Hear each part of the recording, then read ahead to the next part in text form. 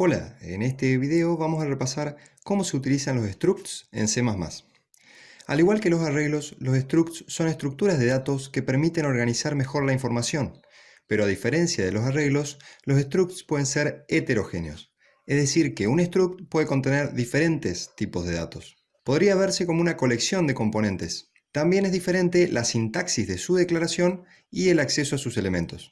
El ejemplo clásico es una ficha de datos de una persona o de un dispositivo. Por ejemplo, podemos declarar el struct equipo, que supongamos que se corresponde con los datos de un equipo médico que se encuentra en el inventario de un hospital.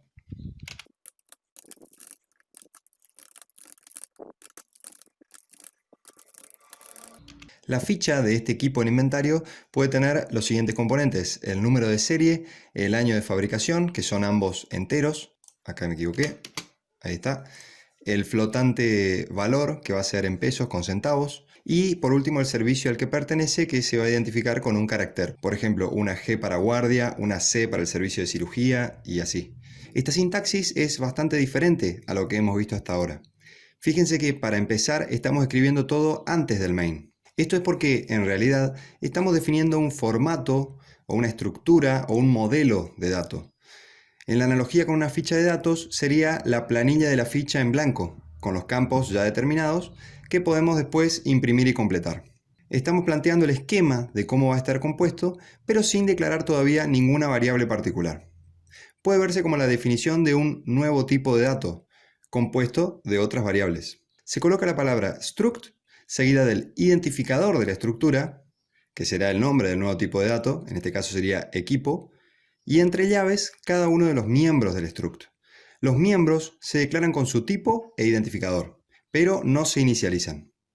No hay que olvidar el punto y coma al final al cerrar la llave.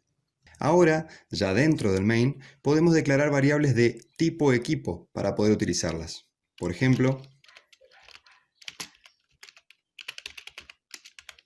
la variable ecógrafo1 va a ser un struct de tipo equipo, con todos sus miembros. Hasta no inicializarlos, estos miembros van a contener basura. Sería como imprimir una ficha de equipo para llenarla con los datos de un ecógrafo. Para procesar un struct, lo más común es que accedamos individualmente a cada uno de sus miembros. ¿Cómo nos referimos a cada uno de los miembros que componen la variable struct ecógrafo1? La sintaxis es así. Se pone el identificador de la variable struct, seguida por un punto de separación y el nombre del miembro al que queremos acceder, por ejemplo el número de serie. Y ahora hacemos la asignación de un número de serie cualquiera inventado. En su conjunto puede considerarse que se trata de una variable entera, pero es un miembro contenido dentro de la estructura ecógrafo1. Podemos hacer lo mismo para los demás miembros, o permitir que el usuario sea quien le asigne los valores, y hacer con un sein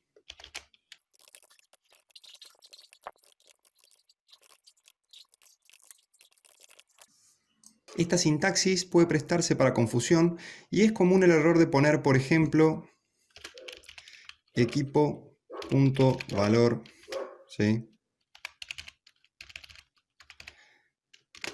Algo así. Esto es un error porque equipo no es ninguna variable particular declarada, sino que es un tipo de estructura. Entonces, acceder a un miembro del struct equipo no es válido, sino que sí podemos acceder a un miembro de un struct declarado dentro del main.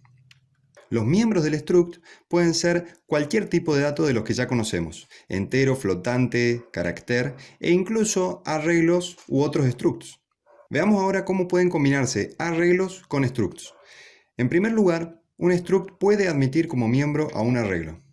Podemos agregar al struct equipo otro miembro más que sea un arreglo de enteros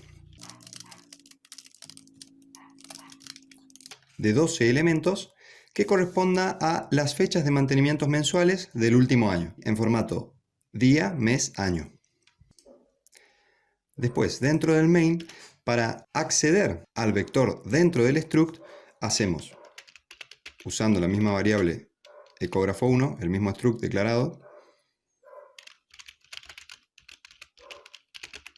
pero no podemos procesar un arreglo solo con su identificador. Acuérdense que necesitamos también especificar un índice para operar con cada uno de sus elementos individualmente. Por ejemplo, vamos a hacer una asignación al primer elemento del arreglo mantenimientos que es miembro del struct ecógrafo 1. Y le vamos a dar una fecha con el formato así. Cuando ponemos ecógrafo 1, hacemos referencia a la variable struct. Cuando hacemos punto mantenimientos, hace referencia al miembro dentro del struct. Y el índice, cuando le agregamos el índice 0, hace referencia a un elemento particular de ese vector. Para que el usuario ingrese todas las fechas de mantenimiento, podemos hacer un procesamiento. En lugar de esto, podemos procesar todo el arreglo con un ciclo iterativo for.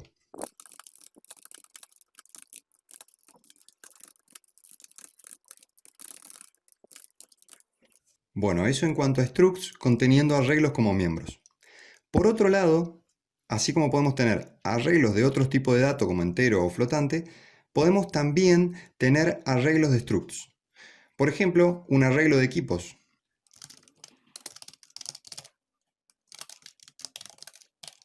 Esto sería un vector de equipos que representaría a una lista de los ecógrafos de un hospital, cada uno con su información asociada. Se podría ver como un conjunto de fichas de equipo, cada uno con su información. Fíjense que la sintaxis es la misma con la que declaramos cualquier arreglo: el tipo de dato, el identificador del arreglo y la cantidad de elementos. Ahora, en este caso, para acceder, por ejemplo, al año de fabricación del primer ecógrafo, debería escribir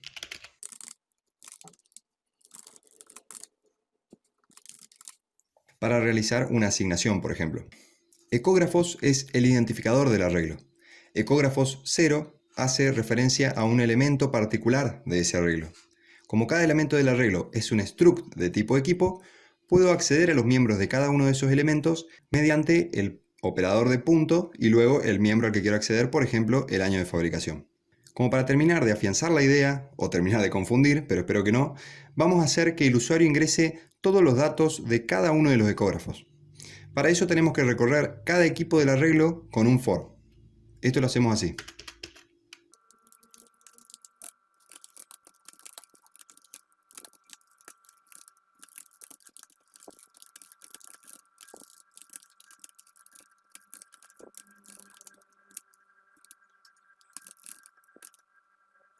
Esto se puede mejorar añadiendo unos cartelitos ahí con cout como para mejorar la interfaz con el usuario.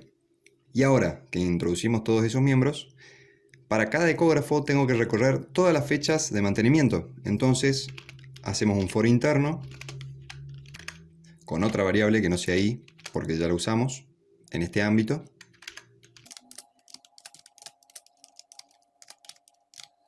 Hasta 12, que son los meses del último año. Y como es una sola acción dentro del for interno, no necesito llaves.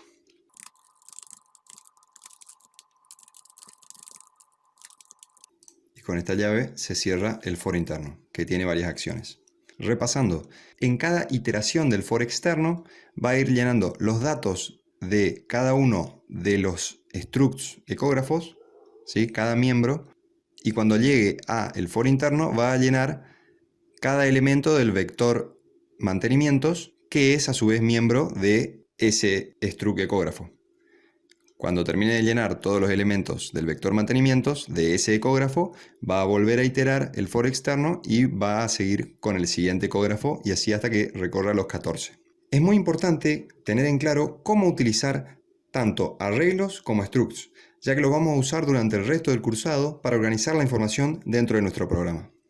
Es muy importante por eso que traten de llevar la materia al día y lean las guías, que allí está la información justa y necesaria para que puedan darle un mínimo seguimiento a los contenidos de la materia.